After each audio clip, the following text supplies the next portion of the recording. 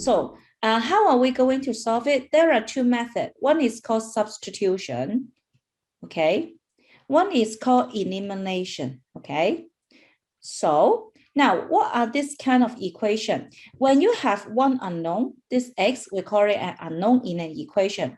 When you have one unknown, okay, just like what you have mentioned, we need one equation to solve it. One unknown, okay?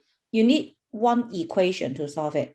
Now, you take a look on this, we call it a system of linear equation, okay? I will tell you what linear means.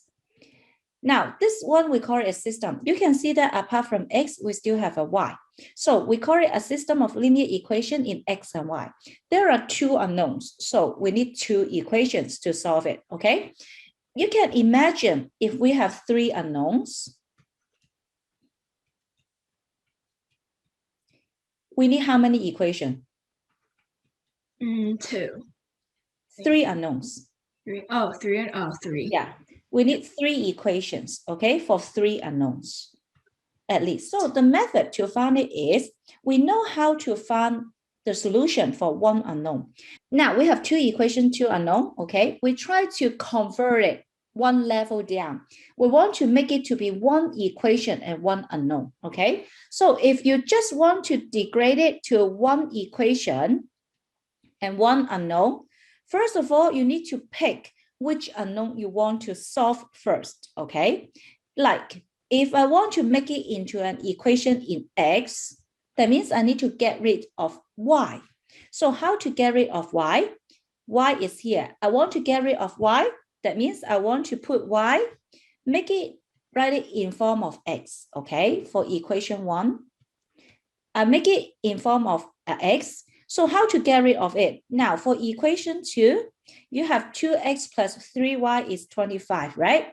You want only one equation, one unknown.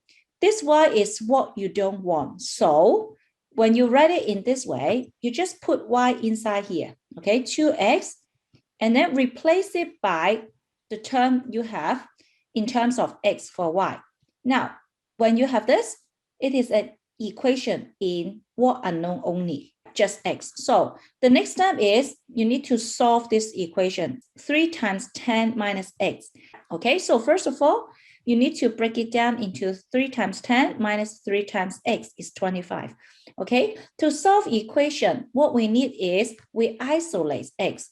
I want x on one side and then the other numbers on this side. That is what I want, okay, numbers on this side. So I group all the x here. We have 2x minus 3x and then plus 30 equals 25. We put the numbers on the other side. So I put it here. 2x minus 3x is negative x. When we put 30 onto the other side, because it works like a balance, okay? It looks like a balance. Now you have negative x plus 30 is 25. You want to get rid of it. We get rid of it by doing the reverse of it.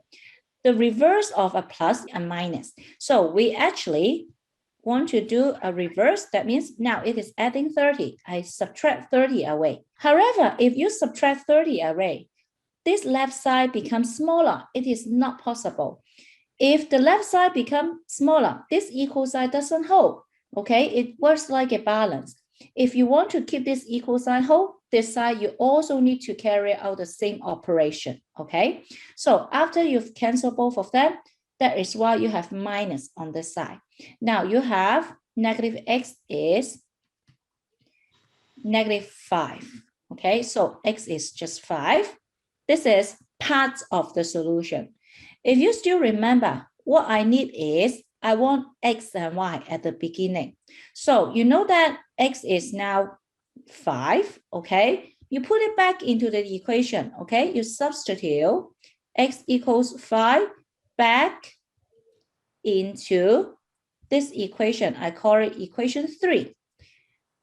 3, you will have y is 10 minus 5. So you get y is 5 as well. So the solution, x and y, x is 5, y is 5. That's how you solve it. This method, we call it the substitution. So the most important thing is you isolate y first in terms of x and then put it back to form one equation, one unknown in terms of x. solve for x, and then you solve for y.